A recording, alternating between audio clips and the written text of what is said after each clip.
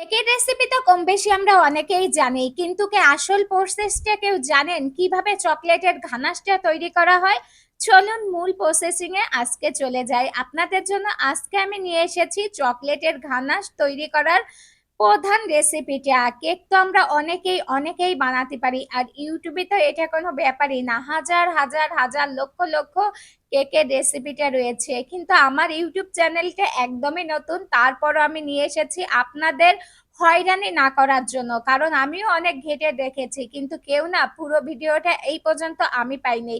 কিভাবে চকলেট সিরামটা তৈরি করতে হবে, বাটার স্কচের জন্য কিভাবে বাটারের প্রথম যে লেয়ারটা উপরে যাবে সেইটা, কিভাবে ক্যারামেলটা তৈরি করতে হবে এইটাও আমি এখনো পাইনি। তারপর বাদাম স্কচের জন্য কিভাবে বাদামের যেই ইয়েটা মুখে লেগে থাকবে, বাদাম একটা কসমস করবে, সেইটাও পাইনি। তাহলে চলুন আজকের মূল ভিডিওটা আপনাদের জন্য। এই তো আমি প্রথমে ক্যারামেল তৈরি করে তার ভিতর বাদামটা দিয়ে এইটাকে সুন্দর করে এক সাইড করে রেখে দিতে হবে ঠান্ডা হওয়া পর্যন্ত। আর এইখানে কেকের ভিতরে যেই আমরা সুগারটা দিই, সেই সুগারটা আমি দুধ দিয়েই আজকে তৈরি করে নিচ্ছি, যেহেতু বাটার স্কচ একটা লোভনীয় ঘ্রাণ থাকবে, যে দুধটা পড়তিছে মুখে, বাদাম পড়তিছে মুখে। এই তো বাটার স্কচের জন্য প্রথমে লেয়ার করে তারপরে ক্রিমটা দিয়ে ভিতরে বাদামটাও কিন্তু দিয়ে দিচ্ছি, আর সেই সাথে উপরে চারিপাশেই কিন্তু ভালোভাবে আলতোভাবে ক্রিমটাও লাগিয়ে নিতে হবে।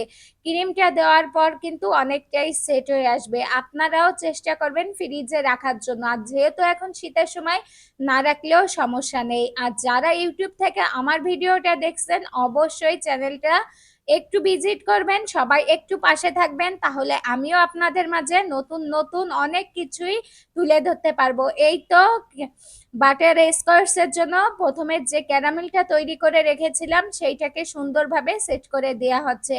এইটাকে সুন্দরভাবে সেট করার পর কিছুটা বাদাম চারিপাশে দিয়ে নিচ্ছি। এখন চলে এসেছি চকলেট কেকটার জন্য।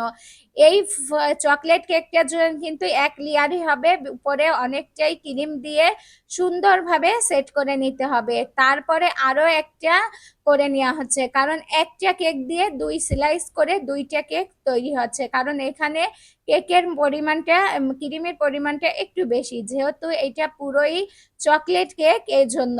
আর এই চকলেট কেকটা কিন্তু একদমই লোভনীয় খেতে। এই তো আমরা উপরে দিয়ে দিচ্ছি ডার্ক চকলেটের যে সুগারটা আমরা তৈরি করেছি ঘানাশ, সেই ঘানাশটা দিয়ে এভাবে চকলেট কিছুটা যেইগুলো আমরা কেটে সাইড করে রেখেছিলাম সেইটাও উপর থেকে সুন্দরভাবে দিয়ে দিচ্ছি। কোনোই ডিজাইন লাগবে না, নজেল লাগবে না, এভাবে করেই কিন্তু আপনারা তৈরি করে নিতে পারবেন। খেতে যে এতটা লোভনীয় সেটা আর আমার মুখ দিয়ে বলবো কি, আপনারা বাসায় তৈরি করেই খেয়ে দেখতে পারেন। আর এতটা